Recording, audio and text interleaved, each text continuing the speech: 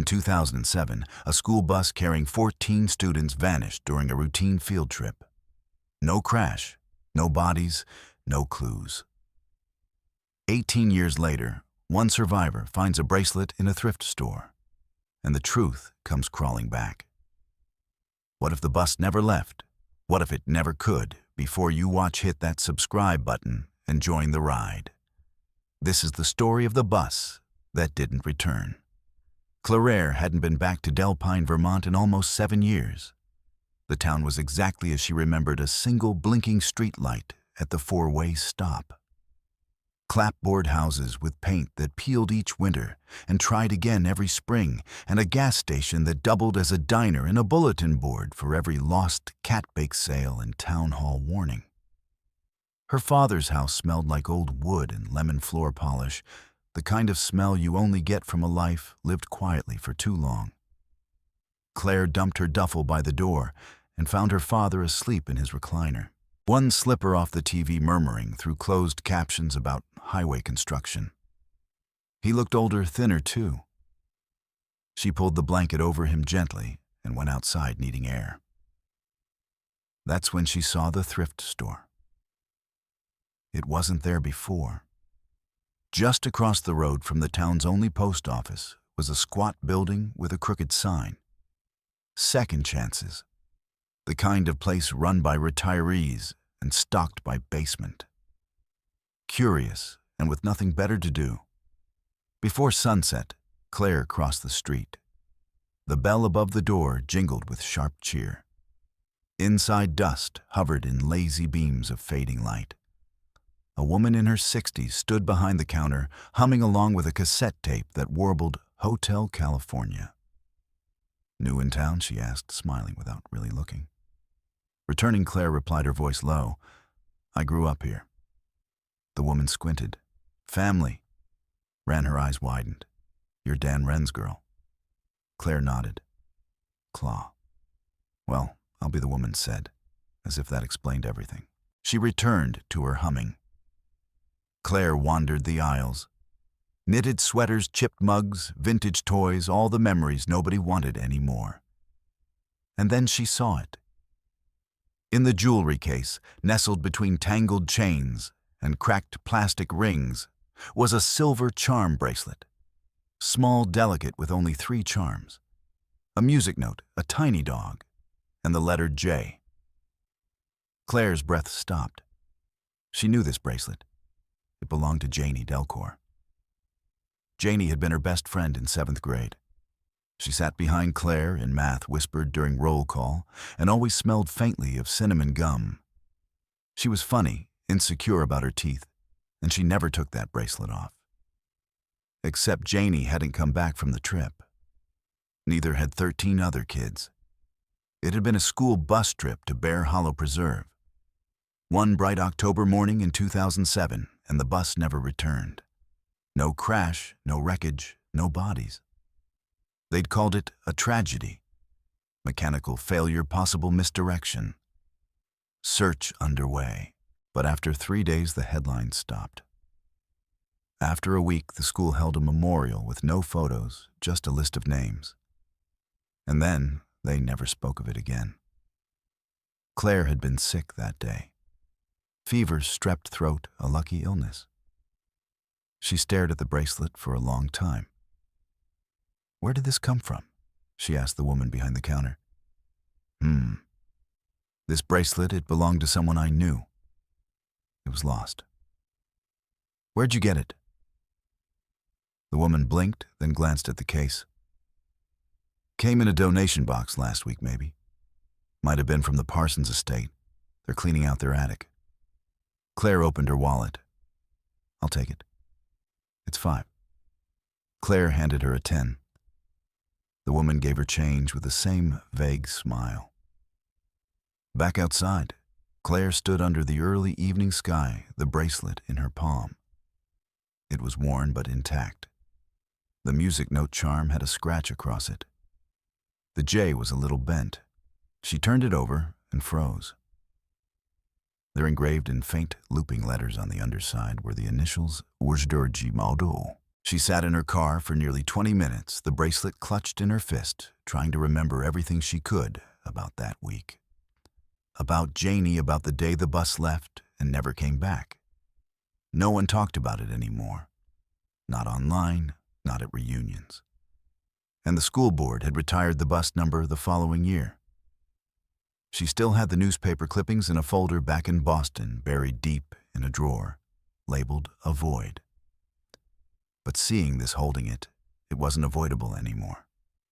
This was proof, and proof meant someone had lied. Claire looked out across the road at her childhood home. Her father was probably still asleep.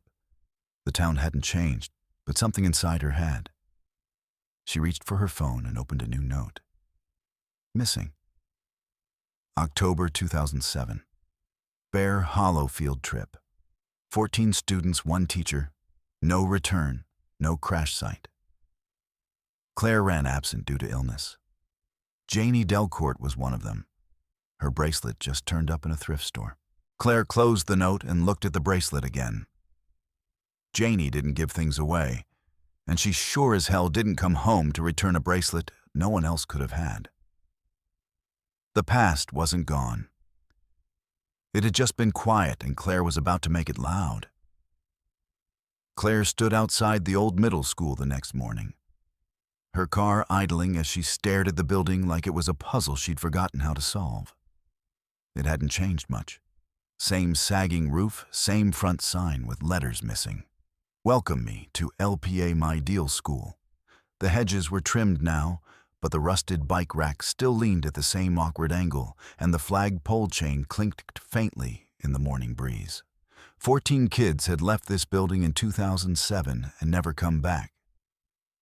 Claire turned off the ignition and stepped out, the bracelet tucked in her coat pocket. She hadn't slept much. Every time she closed her eyes, she saw Janie's face, or at least the way her memory had preserved it. Freckles, laughter, the wide grin with one crooked tooth. She had questions now, and she needed answers that weren't just rumors and archived obituaries. The school's front office was surprisingly modern inside. Fluorescent lights, fresh linoleum, and a digital check-in system. The receptionist looked up from her computer with a forced smile. Can I help you? I'm Claire Rann. I used to attend here, class of 2008. My dad's Dan Rann. He taught shop class.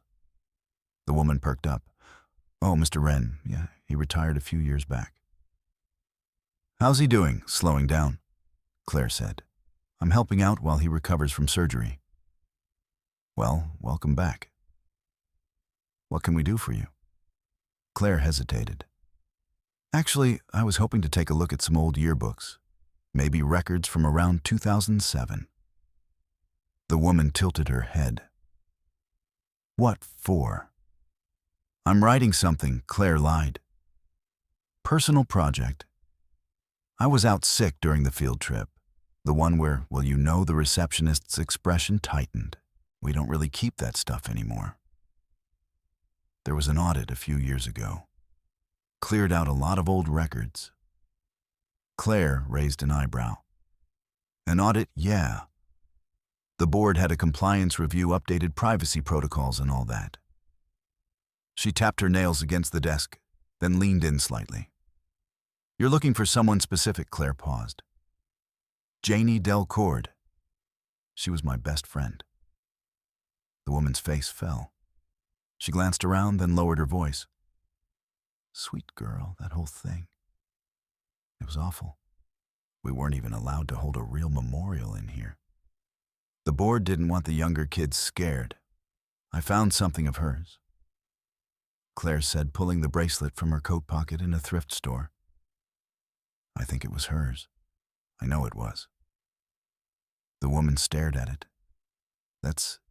Yeah, she used to wear that every day. I remember the little music note. Claire nodded. How did it end up in a donation bin? The woman didn't answer. Do you have any files at all? Claire asked. Anything from that year. I don't need addresses or private data, just names, lists, photos. There's a storage cabinet in the back, the woman said slowly. Mostly old yearbooks, a few boxes of past student directories. If you want to take a look, I can let you back there for a few minutes. Claire tried not to look too eager. That'd be amazing. Thank you. She followed the receptionist through a side door into a narrow hallway that smelled faintly of dry erase markers and cafeteria pizza. They passed a locked teacher's lounge and came to a gray metal cabinet beside a fire extinguisher. Nothing's in order, the woman warned, but you're welcome to dig. Claire opened the cabinet and crouched. Inside were dusty binder's file boxes and yearbooks wrapped in yellowed plastic. She found the 2006 to 2007 yearbook and pulled it out, flipping quickly to the 7th grade section. There she was, Janie Delcourt, smiling, her hair in twin braids, her smile wide and unaware of what was coming. Claire stared for a moment, then reached for the student directory, a typed list of homerooms and assigned bus numbers. She flipped through the page's eyes, scanning for anything unusual. Bus 7, bus 14, bus 18, and there it was. Failed trip. October 12th, 2007. Bus 12. Teacher Mr. Alan Baird, students. List redacted. The names had been blacked out. Every single one. Claire felt her throat tighten. There were faint imprints beneath the redacted ink signs the names had once been there. Someone had gone through this file by hand and censored it. She reached for her phone and took a photo of the page. "You find what you were looking for," the receptionist called from down the hall. Claire slid the yearbook back into place and stood, sort of back outside. Claire sat in her car, staring at the photo on her phone. The redacted names, the teacher's name, Alan Baird. She didn't remember him well. He'd only taught that year. She opened a browser and searched for his name. Nothing. No social media, no obituaries, no teaching credentials in Vermont's online certification database. It was like he'd never existed. Claire felt her chest tighten. The bracelet hadn't been a fluke. The redactions weren't an accident. Someone had gone to great lengths to make sure there was no record of the students who boarded that bus. She opened her note again and added bus 12 assigned to Mr. Alan Baird, student list redacted. No public record of Bear Post 2007 Janie's bracelet surfaced in 2025. Someone is hiding something. Claire looked back at the school. It wasn't just silence. It was erasure, and someone had pulled the black marker over the past on purpose. The old bus route wasn't on any modern maps. Claire discovered that the hard way after 2 hours of scrolling through archived town council PDFs and long-forgotten newsletters in the library's microfiche room. But persistence paid off, and eventually she found a scanned flyer for the 2007 Bear Hollow field trip itinerary emailed to parents on October 10th. Departure 7:45 a.m. Delpine Middle School. Estimated arrival 8:30 a.m. Bear Hollow Preserve via Route 6A to Deer Path Trail. The school had said the bus likely veered off the main road. Authorities blamed poor signage and unreliable GPS in the mountains. But if that were true, Claire thought someone should have found something. A crash site, a tire tread, something. She printed the flyer and drove to the edge of town where Route 6A began.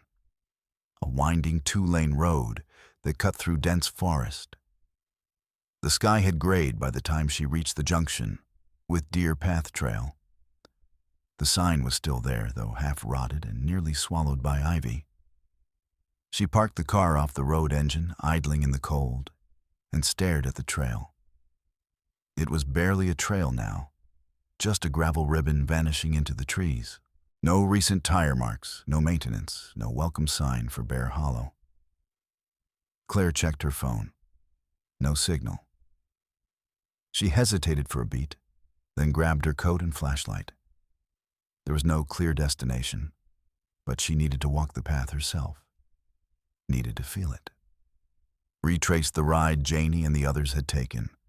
The woods were quiet, too quiet. She followed the path for 20 minutes, stepping over fallen branches and leaves half mulched by spring rain. Eventually, the trail forked. One path was marked private, no trespassing. The other was unmarked and overgrown. Claire picked the unmarked one. After another 10 minutes, she reached a clearing wide and flat ringed by pine. The grass here was brittle like it hadn't grown properly in years. There were no benches, no welcome signs, no evidence of a preserve, just a metal pole sticking out of the ground like the neck of a broken street lamp and something else. A concrete slab sunken and cracked. It looked like the foundation of a building long removed. Moss grew around the edges, and something dark had stained one corner. Claire knelt. Near the base of the slab, barely visible beneath the dirt and grime, was a number carved into the concrete. BHP 27, Bear Hollow Preserve. Installation 27. She stood and took several photos, then backed away. Something about the place felt wrong. Hollow like the air itself remembered something no one else did. She turned to head back and saw the man watching her. He stood at the edge of the clearing, half hidden by a tree, middle-aged, wearing a heavy coat, a shovel in one hand. They locked eyes, and Claire froze. "Are you lost?" the man called out. Claire kept her voice steady. "Just hiking. Trails closed." His voice was gruff, but not aggressive. "I didn't see a sign." He stepped forward. "Nobody's supposed to be back here. It's dangerous." Claire nodded slowly. "I'm Claire. I used to live here. I'm looking into the Bear Hollow disappearance." The man stopped cold. "I was sick that day," she continued. "I should have been on that bus." A long silence passed. The man's expression softened slightly. "My name's Tom Granger," he said. "I was a volunteer on the search team back then." Claire's pulse quickened. "Did you find anything?" He shook his head. "Not officially, but what?" Tom looked around, then jerked his chin toward the trees. "You want to talk?" "Not here." They walked in silence for 10 minutes, until they reached a rusted pickup truck parked near a collapsed fence. Tom unlocked the passenger door and gestured for her to sit. He lit a cigarette with shaking fingers. "They told us to stop," he said finally. After the third day, the state pulled resources. The Fed said it was a lost cause. Claire leaned in. "Did you see the bus?" "No," he said. "But we saw tracks just one set going off the main path. And the next morning, they were gone, washed out, like someone hosed them down. We were told not to mention it." Claire stared at him. Why? Tom looked tired. Because Bear Hollow wasn't just a preserve. Not in the 80s. It was a decommissioned testing site. Chemical, psychological, maybe both. They shut it down officially in '89, but I don't think they ever stopped using it. Claire thought of the concrete slab. BHP 27. That mean anything to you? He flinched. Yeah. BHP was the code for Bear Hollow Project. 27 was one of the buildings. Storage or containment, I think, for what Tom crushed the cigarette out. Nobody ever said, but I do remember this. When the bus disappeared, no distress call ever came in. The transponder on that bus just stopped pinging like someone cut the signal mid-trip. Claire sat back. And one more thing Tom added. A week later, the school board sealed all personnel files for that year. Said it was to protect staff privacy. Claire's mind was racing. "Do you remember the teacher, Mr. Bed?" Tom nodded slowly. "Yeah, new guy. Quiet. Didn't make friends. After the bus went missing, he didn't show up to the debriefing. No one ever saw him again, not even in town. Nope. Just gone." Claire pulled out her phone and showed him the photo of the redacted bus list. He nodded grimly. "Looks about right." "Why hasn't anyone talked about this?" Tom looked at her eyes heavy. "Because nobody wanted to believe it. And the ones who did, they stopped asking." Claire swallowed hard. Not her. She wasn't stopping.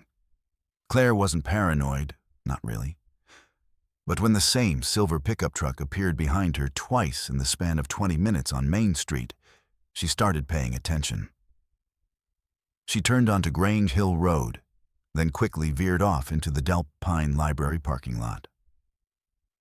The truck kept driving. Probably nothing. Probably someone else taking the same shortcut twice, but in Delpine that was rare. Back inside the library, the warmth and silence greeted her like a friend who didn't ask questions. The place smelled like paper and wood polish, exactly as she remembered. Claire hadn't been here since 8th grade, and even then only once to study for a science test Janie never got to take. The librarian was new. Mid-30s glasses, earbuds in. She barely looked up as Claire moved toward the local history section in the back. She'd come for two things: the archived town council minutes and any documentation about Bear Hollow's former use before it became a nature preserve. The archives room was small and dimly lit, filled with plastic tubs, yellowed newspapers, and fading binders. Claire found the town council records in a filing cabinet marked 1970 to 2010. She started in 2007. The October meetings dated days after the disappearance were missing pages torn out. Her heart skipped. She checked the index and saw minutes listed for every other week that year. Only October 15th and 22nd were gone. Coincidence? She flipped backward, scanning earlier meetings from August and September. Approval to renew restricted lease with Department of Environmental Testing. Bear Hollow Parcel BHP 27. Parcel BHP 27. The same code on the concrete slab. Claire snapped a photo. The next entry chilled her. Temporary access granted to third-party research observers under non-disclosure agreement. No public access permitted until November 1st.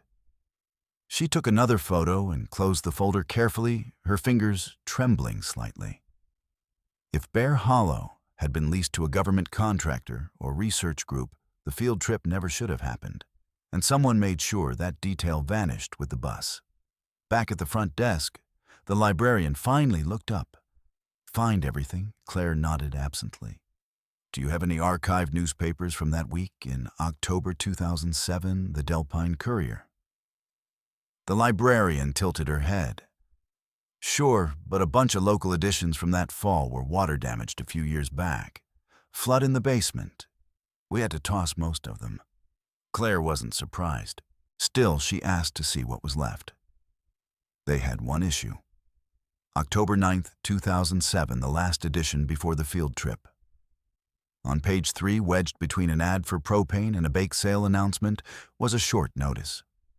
Delpine Middle School to resume Bear Hollow field trip after hiatus. Following a 3-year pause, the annual trip to Bear Hollow Preserve will resume this Friday. The site was closed during cleanup efforts, but has since been deemed safe by the town council. Claire reread the line 3 times. 3-year pause. No one had ever mentioned that. She left the library with copies of everything she could get. As she walked to her car, an elderly man with a dog gave her a long, measuring look. "You're Wren's girl," he said flatly. Claire stopped. "Excuse me." "Dan Wren's daughter, Claire. You're the one digging up the old ghosts." His tone wasn't friendly. "Just trying to understand what happened," she said. "You don't need to," the man muttered. "Nothing's going to change. You stir it up. All you do is wake the wrong people." He turned and walked off, dog in tow. Claire stood there a moment longer, heart hammering. Back at her dad's house, she brewed coffee and spread everything across the kitchen table, the photos from the town records, the council minutes, the concrete slab, and the article. She pulled out her notebook. Investigation log. BHP 27 was leased to an unnamed entity weeks before the field trip. October town council minutes are missing. Bear Hollow had been closed for 3 years before the 2007 trip. School board didn't disclose this to parents. Mr. Bear disappeared after the trip. Janie's bracelet surfaced in a public thrift store in 2025. She circled one word. Why her phone buzzed? A message from an unknown number. You're asking dangerous questions. Let it go. Claire's fingers went cold. She stared at the message and then looked up at her father's old metal filing cabinet in the hallway. He had worked at the school. He'd taught shop there for over a decade. He might not have known what happened, but he knew the staff. She got up and opened the cabinet. Most of it was old receipts, lesson plans, broken mechanical pencils, and worn photos. But near the bottom, she found a folder labeled Personnel 2007. Inside was a list of staff assignments by department. She flipped through until she found Alan Baird, interim science teacher hired. September 2007 terminated October 2007. No forwarding address, no resignation letter, just a stamp.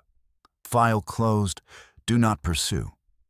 Claire stared at it for a long time, then pulled out her phone. She opened her search engine. Alan Baird, Vermont teaching license. No results. Alan Baird, missing persons, 2007. Nothing. Alan Baird, Bear Hollow, Del Pine. One result, a cached forum post on a now defunct message board. I saw a guy matching his photo outside Bear Hollow in 08. Looked messed up like he hadn't slept in weeks.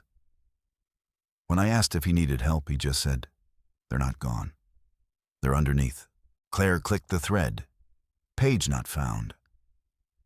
Claire wasn't sure if she expected the Department of Transportation to actually return her call, but at 9:42 a.m. the next morning, her phone lit up with an unfamiliar Vermont government number. She took a breath, answered, "This is Claire. Hi, this is Drew Langley from Vermont State DO. You left a message asking about school bus GPS records from 2007.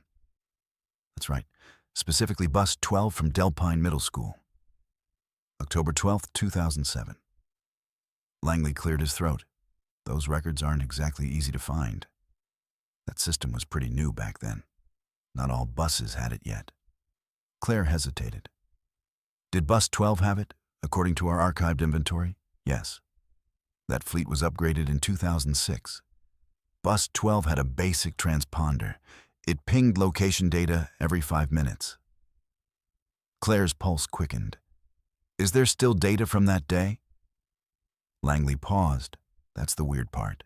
The GPS unit transmitted normally until 8:14 a.m., about 20 minutes before it should have reached Bear Hollow. Then it stopped. Stopped how, like someone cut the power or the unit was removed. Last ping came from just past the Deer Path trail fork. Claire opened her laptop and pulled up a satellite map. Could you send me the coordinates of that last ping? Sure, I can email you a screenshot. But one more thing. What? There was a second signal.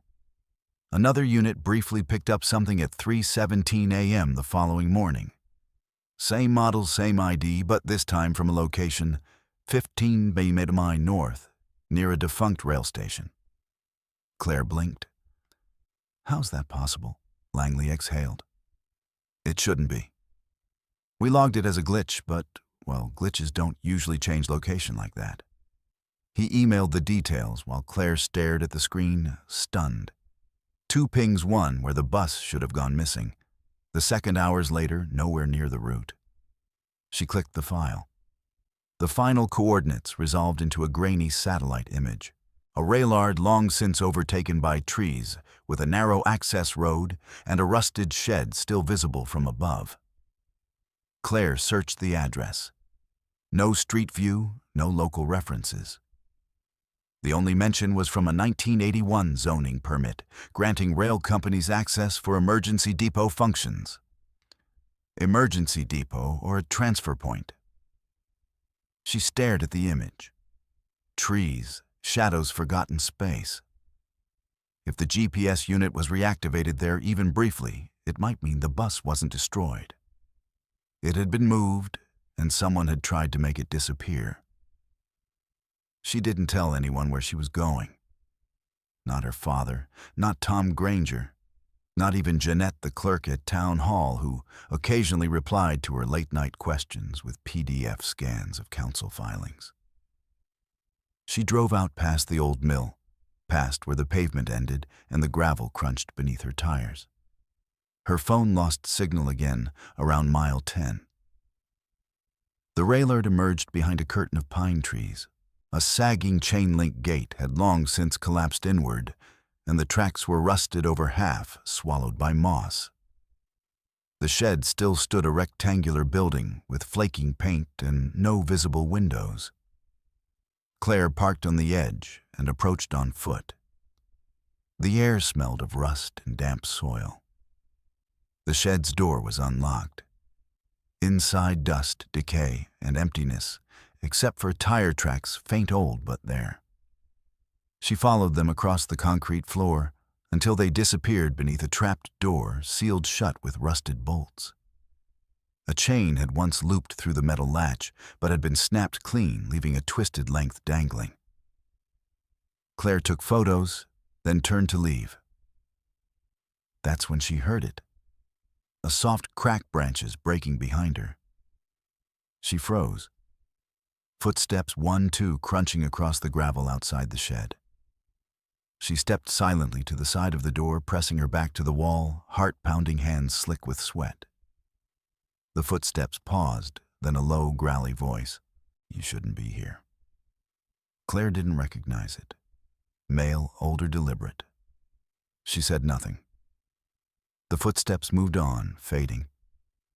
Whoever it was didn't come inside, just lingered long enough to let her know she wasn't alone, and that someone was watching.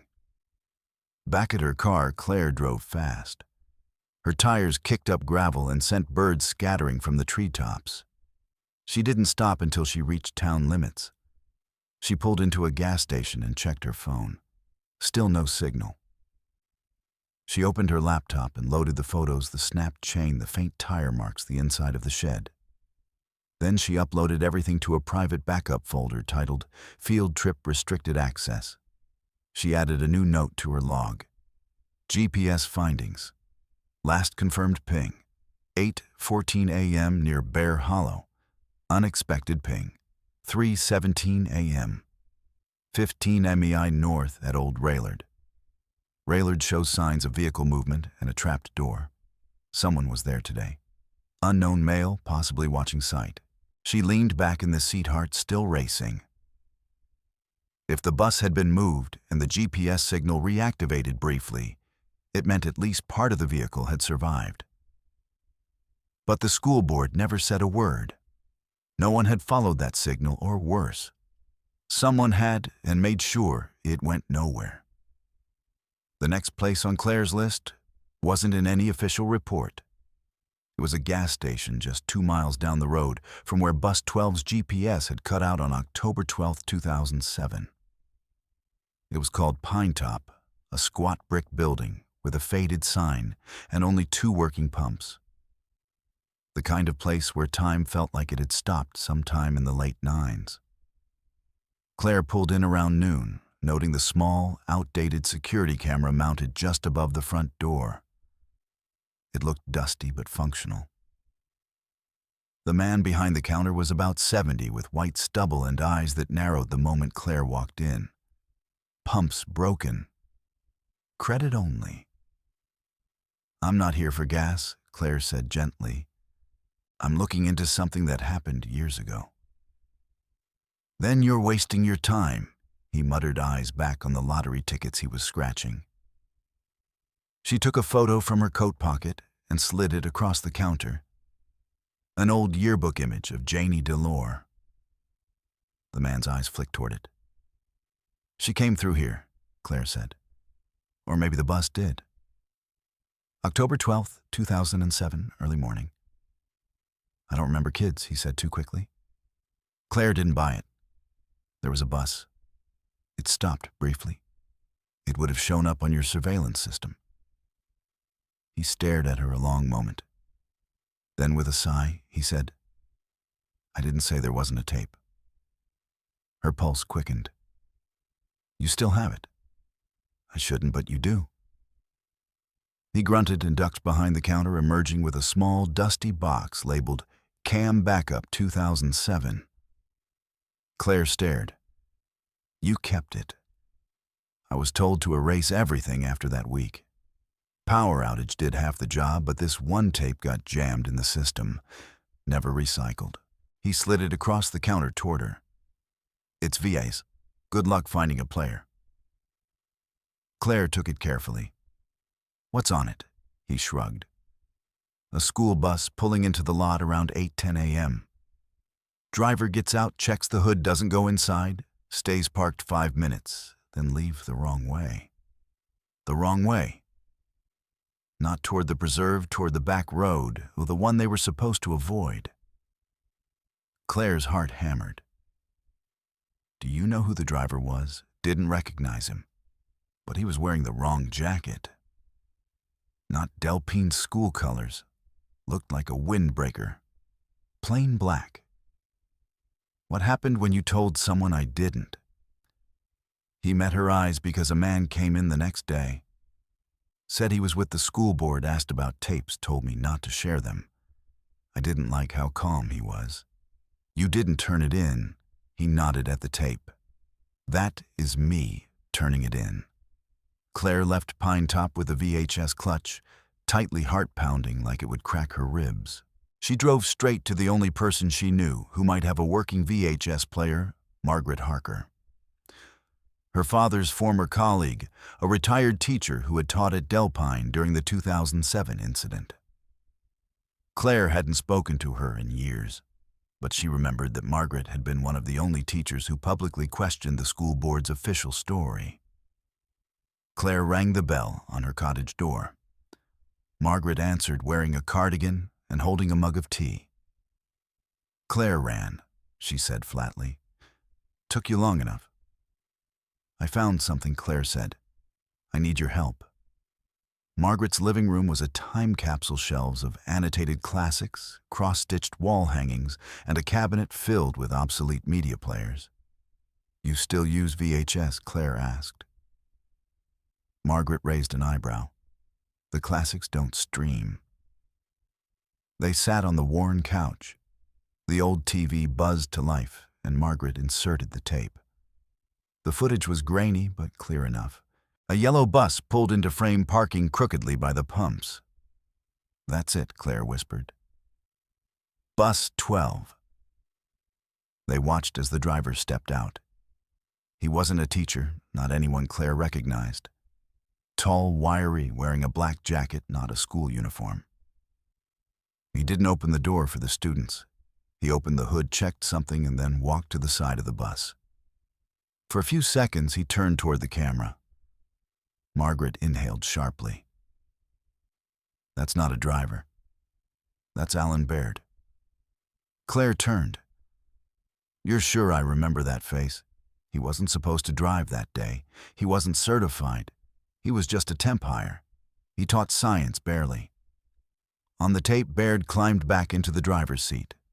The bus reversed out, not toward the preserve, but toward the side access road. Claire paused the tape. This changes everything, she whispered. He didn't just vanish. He took them. Claire's investigation log. Updated. Bus 12 was last seen on Pine Top footage at 8:10 a.m. Alan Baird was driving, not a certified bus driver. Wore unmarked clothing, no school ID visible. Bus diverted from assigned route toward unmonitored back roads. School board rep told station owner to erase the footage. Tape was secretly preserved. Bear was complicit. Claire stood from the couch, heart racing. Margaret sipped her tea slowly. What are you going to do with this, everything Claire said? I'm going to find out where that road leads and what it leads to. The back road Alan Baird had taken, the one visible in the VHS tape, didn't appear on modern GPS. Claire had to overlay 2006 county zoning maps with a faded copy of the original Bear Hollow Trail guide to trace it. It was called Gravel Spur, an old maintenance road used by forestry crews decades earlier, now technically inactive. But it hadn't always been. And she suspected it led to the heart of everything. Claire packed lightly, flashlight, her notebook, a backup battery, and the bracelet, the one Janie never should have left behind. She parked at the Pine Stop again this time, locking her car more tightly than usual, and hiked up the trail to where Gravel Spur split off into the woods. The moment she crossed the tree line, the temperature dropped. Branches curled low overhead, turning daylight into dull gray haze. There were no tire marks, no signs of recent foot traffic, but the path was still there, beaten down by time not completely reclaimed. Claire walked for nearly an hour. She passed a collapsed gate, then a rusted sign bent sideways. Property of U.S. Environmental Testing. No entry. The Bear Hollow Project. She stepped beyond the sign. That's when she saw the structure, half buried in moss and earth. Concrete walls jutted up from the forest floor like the rib cage of a dead animal. The entrance was a narrow stairwell. Its door, long gone painted on the frame in cracked red, was a number BHP 27. Claire descended slowly, flashlight in hand. The air grew colder, thicker. Every step echoed in the narrow stairwell, swallowed by silence. At the bottom was a metal hallway, narrow with peeling paint and exposed pipes. She was in the remains of the Bear Hollow facility. She passed faded signs, interview room, a storage medical observation chamber. Then she found the room. It had no label. The door was ajar. Inside, the floor was stained. A child-sized chair was bolted to the ground, with a broken strap hanging from one side. A viewing window was cracked and fogged with mildew. In the corner, a chalkboard still clung to the wall, with 3 words faintly visible beneath smudges. She said, "Wait." Claire swallowed hard. On the floor was something small and metal. She crouched and picked it up. A charm, a music note just like the one on Janie's bracelet. She checked her pocket. Janie's bracelet was intact. This was a second one. Her mind reeled. Had Janie ever even left this place? She stumbled back, heart hammering, and nearly screamed as her flashlight flickered, then cut out completely. Total blackness. She fumbled for her phone and switched on the flashlight app.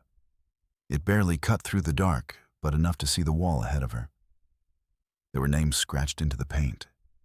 Dozens. Some were legible, some weren't. Natalie B.J. Delcourt and Thomas K. Mendes. No one leaves. Not really. They listen. They wait underneath. Claire backed away. The flashlight flickered again. Something was wrong with the air. Too heavy. Too still. She turned to leave. A sound stopped her. Faint, metallic like chains shifting on concrete. Not imagination, not memory. Something else was down there. She ran. Claire didn't stop until she reached her car. Her clothes were damp with sweat, her hands shaking too hard to fit the key into the ignition on the first try. She finally turned the engine over and sped down the road, gravel spraying behind her. Once she was back in town, she parked in front of the diner and just sat there breathing. She pulled out the charm. It was scratched, burnt along one edge. Not fresh, not recent, but not ancient either. Someone had been there recently. Someone who still remembered Janie or wanted her to be remembered. She opened her notebook and wrote in block letters across a clean page BHP 27 field notes. Underground facility still intact. Interview chambers exist. Restraint chair present. Names carved into wall. Possibly other students' music note charm found. Not the same as Janie's bracelet chalkboard message. She said, "Wait." Chains heard. No explanation. Then she circled one name. J. Delcourt.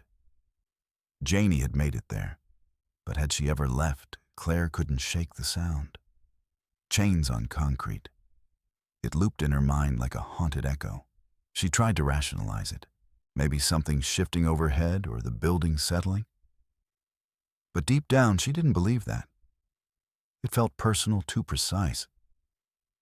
The name scratched into the wall. J. Del Court had confirmed what her gut already knew. Janie had never left Bear Hollow. Claire needed a second opinion.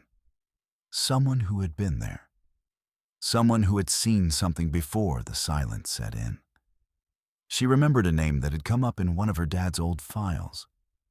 Ray Alvarez, a substitute bus driver who had filled in occasionally during the 2007 to 2008 school year. 4422. There had been a sticky note on his personnel record. Reassigned. No further use after B12 incident. Paid out. No one paid out substitutes. She tracked him down through a mutual friend of her dad's, a retired mechanic named Pete, who still played poker on Thursdays with Ray from Depot 3. It only took one phone call. Claire drove an hour north to a trailer park near Rutland, where Rye now lived. His porch sagged, and a wind chime made from spoons clinked lazily in the afternoon breeze. He opened the door, shirtless eyes blurry but alert. "You're Wren's kid, I am," Claire said. "Claire." He nodded, motioning her inside without a word. The trailer was cramped, but clean. Old furniture, a TV with aluminum foil on the antenna, and a plastic tub full of crossword puzzle books. Ray cracked open a beer and offered her one. She declined. "So," he said, settling into his chair. "You're asking about the bus?" She pulled the VHS tape photo from her satchel, the one showing Alan Baird driving. "Did you know him?" Rye squinted at the image. "Yeah, Baird. Weird guy hired out of nowhere, not union. They stuck him on rotation last minute. That was always fishy." Claire leaned forward. "Did he normally drive?" "Nope. He wasn't even on the driver roster. That bus 12 was assigned to Dale Marks, a vet with 10 years behind the wheel. But the morning of the trip, Dale's shift got canceled. Called in, told not to show." Claire blinked. By who Rye tapped his beer can. That's the thing. He never found out. It didn't come from dispatch. Just a voicemail from a blocked number said he'd been replaced, and no one followed up. Rye shook his head. He raised hell, went to the union, but then they paid him off. Said it was a miscommunication. They reassigned him to training in mail quietly and Baird. Never saw him again after that week. No one did. Not even at the depot. I asked around. Some said he wasn't even living in town, just driving in from a hotel. Claire stared at him.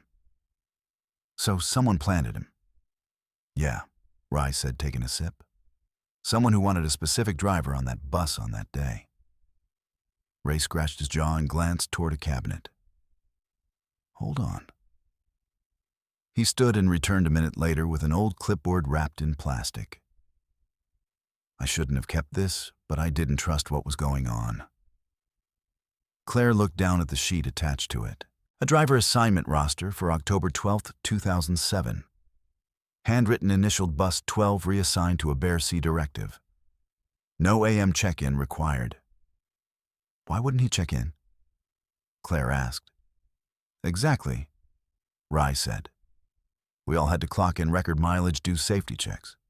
Baird skipped it, which means he wasn't part of the system." Claire took a photo. Ray looked at her with something between sadness and fear.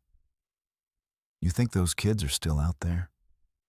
"I think the truth is still out there," she said. "And someone spent 15 years trying to bury it." Rye nodded slowly. "Then you'd better hurry, because I'm pretty sure whoever set this up, they're still around." Later that night, Claire sat in her father's garage with all the evidence spread before her. Yearbook photos, the thrift store bracelet, the redacted student list, GPS, pings the VHS tape still in its box, and now proof that the driver was a plant. She wrote across a clean page in her notebook. Driver evidence bus 12 originally assigned to Dale Marks. Dale was removed via anonymous call. Alan Baird assigned with no check-in record. Bard's address. DAR employment not verifiable. Sub-driver Ray Alvarez confirmed system was bypassed. School board covered up driver change. She stared at the line she'd just written. Covered up. This wasn't negligence. It was orchestrated. And it was time to go back to Bear Hollow one last time. Because whatever they'd done to Janie and the others, it hadn't started on the trail. It started on the bus. Claire didn't sleep. She tried, but the walls of her childhood bedroom, once filled with posters and books, felt too close, too loud, with the weight of silence. At 2:13 a.m., she gave up and sat in the garage with a notebook in her lap, the bracelet on the table and the names spinning in her head like static. There were 14 of them, 14 kids and one teacher.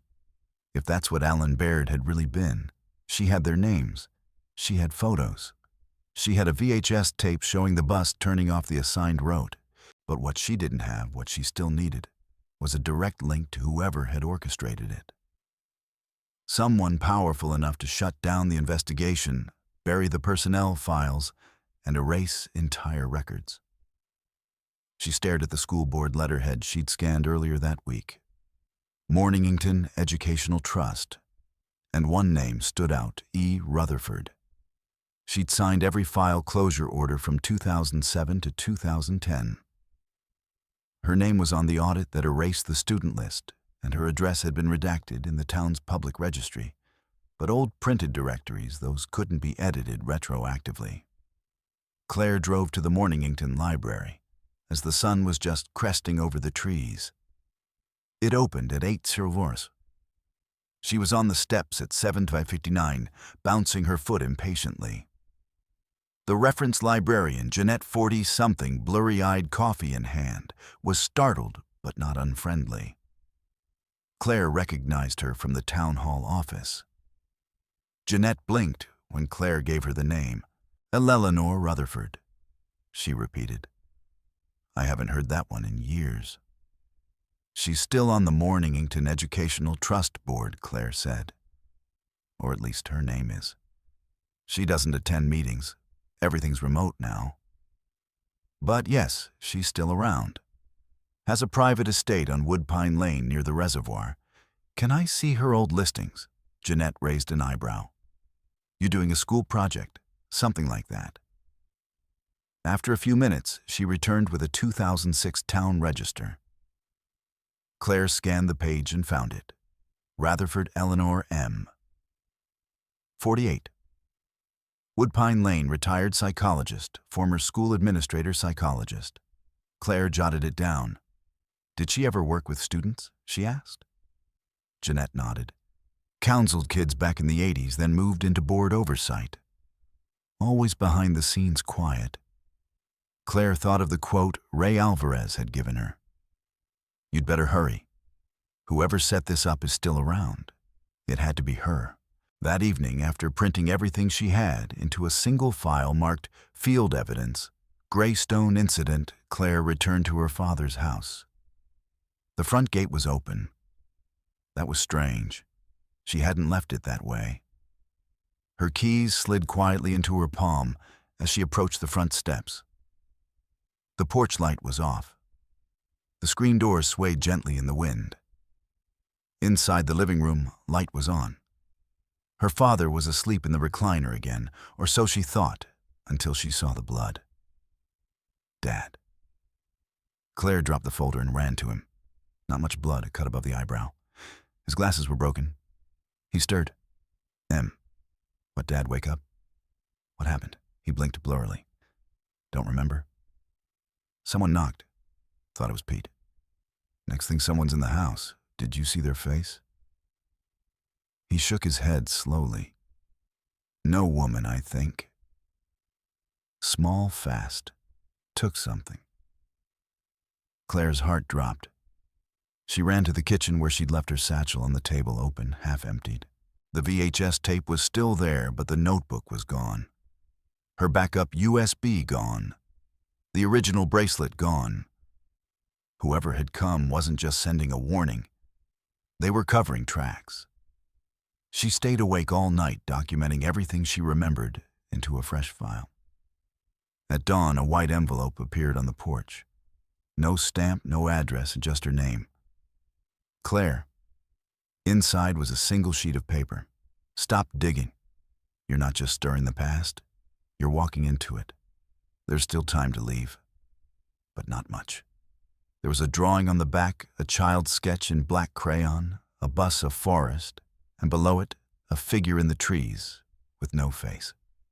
Claire's investigation log. Addendum. My home was entered. Items stolen. Primary notes, bracelet, USB timeline. Sketches intruder, left no trace.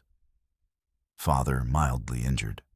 Drawing left behind suggests surveillance. Threat not idle. They know who I am and where I live. Claire looked at the message one more time. You're not just stirring the past, stirring the jour. You're walking into it. It wasn't a warning. It was a map. And the next place it pointed was Eleanor Rutherford's estate. Because whoever this woman had been in 1979, she wasn't just a board member. She had been inside Bear Hollow, and Claire needed to know what she saw. Claire parked a 4-mile down from 48 Woodpea Pine Lane, killing her lights as the sun slid behind the trees. Eleanor Rutherford's estate was barely visible from the road, tucked behind a wrought iron gate and choked by creeping ivy. The house itself looked more like a forgotten sanitarium than a private residence. It was quiet, too quiet.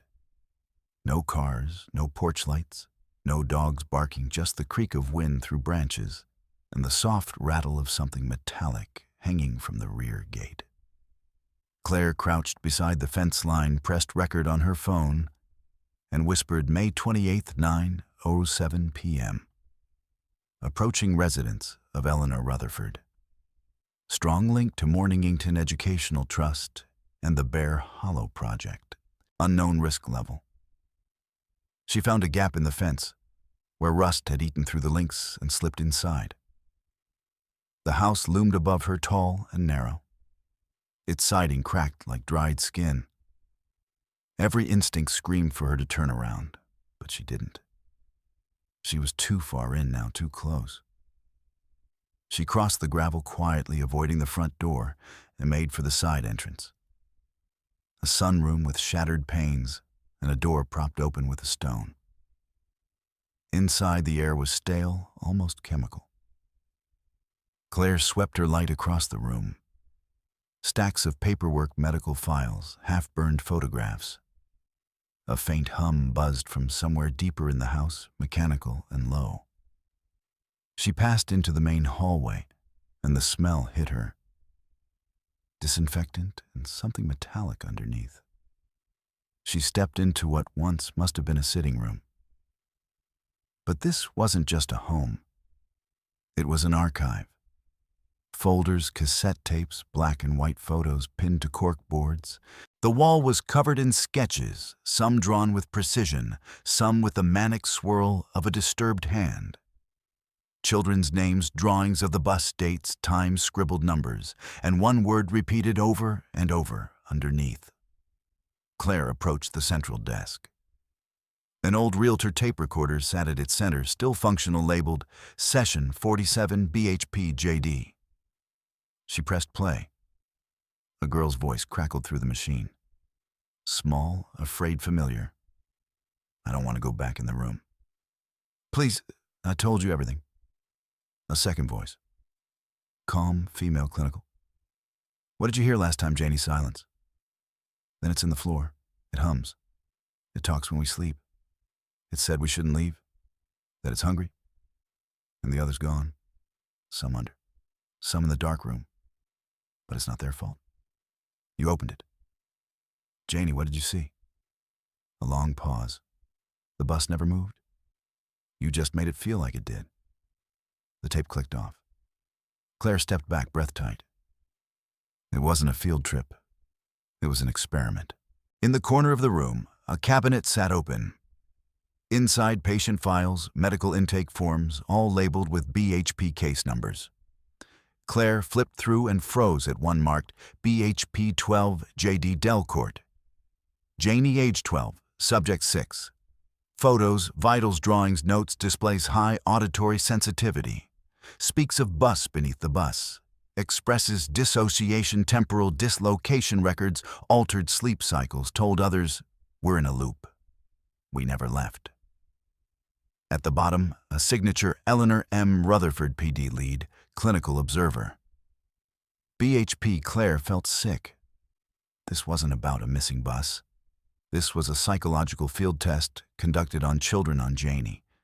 And Baird hadn't been a teacher. He'd been a handler. Then a sound upstairs. A floorboard creaked. Claire froze hard in her throat. She grabbed her phone, snuffed her light, and ducked behind the desk. A silhouette passed across the top stair. Slow, deliberate. A figure tall, moving like they knew the space. Not Rutherford too big. She waited, breath shallow. The figure reached the hallway and paused just outside the room. Claire gripped the drawer handle of the desk slowly and tugged it open. Metal groaning, a handgun, small, rusted, but loaded. She stayed low. Then, just as suddenly as they'd appeared, the figure turned and walked away. Out the back, not toward the front door.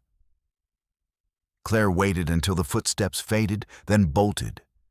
She stuffed the tape, Janie's file, and the bus sketches into her bag and ran like hell back through the trees. She didn't stop until she was back in the car, hands shaking as she pulled the door closed and locked it. She dumped the stolen evidence onto the passenger seat. The tape, the patient file, the photos. What they buried wasn't the bus.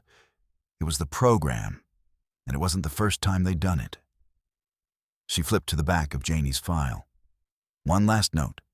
Cycle complete. Recommendation. Silent site. Reassign assets. Terminate.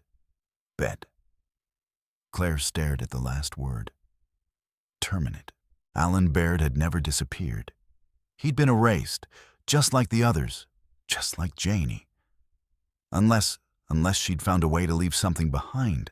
A clue, a warning, a voice. By morning, Eleanor Rutherford's house was gone. Claire had barely slept, her thoughts spiraling between fear and rage. She'd backed up every scan, every audio file, and every document she'd stolen the night before. She was about to make her first call to a journalist she trusted in Boston when the alert pinged on her phone. Breaking. House fire destroys historic woodpine property near Mornington Reservoir. She clicked the link. Authorities have not released the name of the deceased, but neighbors confirm the property belonged to Eleanor Rutherford, a reclusive former school administrator. 101:41. The fire, which began shortly after 4:00 a.m., consumed the home completely. Investigators are currently assessing the cause, but have not ruled out arson. Claire sat in silence, the phone trembling in her hand. It wasn't an accident. Someone knew she had been there. Someone knew what was left inside that house. She called the fire department, posed as a graduate student studying historical architecture. They wouldn't confirm details, but one phrase stuck.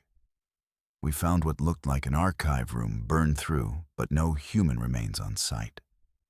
No body, no Eleanor. Rutherford had disappeared again. Claire sat at her kitchen table staring at the wall of evidence she'd reassembled from her backups, the GPS ping, the VHS tape, the medical files, the recorded session with Janie, the list of students redacted from the public record, and now a house fire conveniently destroying the last known link to the Bear Hollow experiments. Her laptop chimed. A reply from the journalist. Elias Boone, an investigative reporter who had once exposed a corruption scandal in the Vermont State Police. Got your email. Sounds wild, but I'm listening. Let's talk in person. I'll drive out today. Relief swept over her. She'd finally found someone who would listen, someone outside Delp Pine, Someone not afraid of what she'd uncovered. She emailed him everything. All the files, all the scans, every document tape and audio clip. She also gave him one name, Janie Delore. The rest of the day passed in quiet anxiety. Claire walked the yard, checked her dad's locks twice, and slept in the living room, her phone clutched in her hand. She woke up to another email from Elias. Subject line: "What the hell did you send me, Claire?" "This is big. Like, shut it down kind of big. I've started calling around, but I already got pushback. One source said Bear Hollow is still flagged internally off limits. I'll run with it, but you need to know. You're not the first person to ask about this. A guy named Hunter Bully tried 6 years ago. Freelance journalist, vanished in the Catkills. I'm heading out now. Keep your phone on. If anything happens to me, your folder goes public automatically." Claire stared at the screen. She wasn't alone. She never had been. Others had tried. Others had been silenced. At 9:37 p.m., her phone buzzed again. Unknown number. She picked up Elias, but the voice wasn't his. It was a young girl's. Faint static laced. "Claire." She froze. "Who is this? Don't stop. You're almost there." The voice was familiar. "It's under the road where the bus stopped. We never got off. We just kept going." Claire's blood turned to ice. "Janie, you're almost there. You have to finish it." The line went dead. Claire stared at the phone. The call history showed no number, no duration. She dropped the phone and backed away from the table. Was it real? A prank? Her own unraveling? Or had some part of Janie found its way back through the cracks? She pulled out her map and traced the final stretch of gravel spur the road where the bus had vanished. According to the documents from Rutherford's house, the final piece of the Bear Hollow complex was not above ground. The phrase kept repeating in every document. BHP sub access limited. Transfer via tunnel. The real chamber, the final test site, wasn't in the woods. It was under the road, exactly where the GPS had cut out.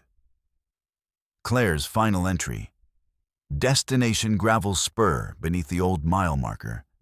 Mission confirm presence of tunnel subchamber. Objective retrieve physical proof of site before it's sealed again.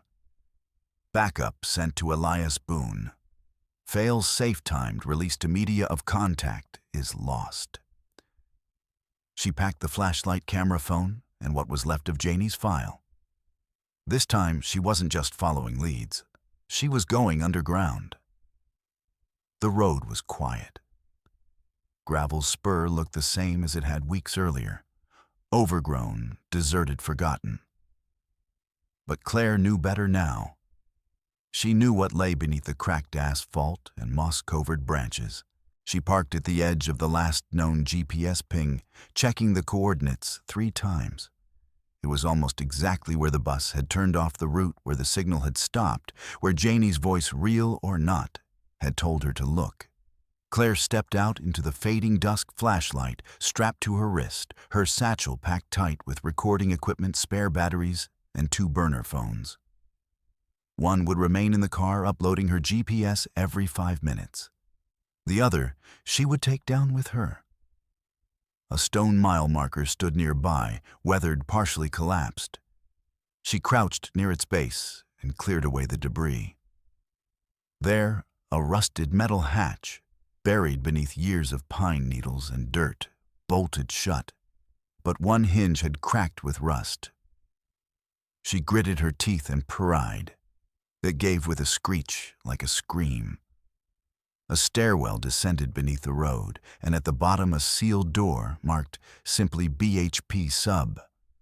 Was the airless dark colder than before, deeper? Her flashlight flickered as she moved through corridors untouched by time-past metal bunkers and long-forgotten electrical boxes. Wires hung like vines. Mold grew in jagged lines across the ceiling. She passed a door marked Observation Room B. Another sleep study 3. And then she saw it. The bus parked in the center of a massive underground chamber, intact, covered in dust. Its windows were blacked out as if it had never seen sunlight. Claire approached slowly, each step echoing. She circled the vehicle, hand trembling as she touched the rusted handle. The door creaked open. Inside seats still stood some slashed open others wet with mildew, and on each seat a name tag handwritten in faded marker. Natalie B. Eric, T.K. Mendes, J. Del Court. Claire moved to the back, heart pounding. On the final seat, a single paper note rested. We weren't taken. We were kept. They tested the loop. Some didn't last. I remembered. That's why they marked me. She turned the note over. A drawing, the same one left at her door. A forest, a bus, a faceless figure watching. And in the corner scrolled in tight, desperate handwriting underneath forever, until someone saw us. Claire stepped off the bus and turned toward the far wall of the chamber. There, carved deep into the concrete, were the names, all 14, every child, each one engraved by hand over and over again, as if someone had been fighting to keep them remembered even as the world tried to forget. Carrara Mendes, Eric Thomas, Janie Delcourt, Natalie Boyd, H. Collins, M. Rose, A. Winty, Newen J. Hart C. Ellis R. Becker, P. Danksler L. Ford, B. Sims. Claire dropped her flashlight and raised her phone, snapping photos. Every angle, every name, the bus itself, the chamber, it was all real. They were real. She whispered to the dark, I see you. Back in the daylight, she uploaded everything. Photos, audio, location data, and sent one last text to Elias Boone. Found the chamber. They're all here. It was never a crash. It was a program. BHP sharing files, now going to press. But the text never sent. No signal. And when she turned around, a man was standing by her car, dressed in blackface, expressionless. She froze. He didn't speak, just raised a phone of his own and typed. Claire's phone buzzed. A new message from an unknown number. Thank you. That's all we needed. The man walked away, disappearing into the trees, and Claire realized they had never lost the data. They had just needed her to reopen the door. Epilogue. 6 weeks later, Elias Boone received an envelope. Inside a USB drive on it. Everything Claire had collected. He tried to reach her, called every hospital, every station. No record, no police report, no trace of her father either. They were gone, just like the bus, just like the others. But now, the truth had an audience. And for the first time in 18 years, the names had voices again. The bus that didn't return. If you want more twisted mysteries, dark fiction, and stories that stick with you, subscribe before someone makes this one disappear.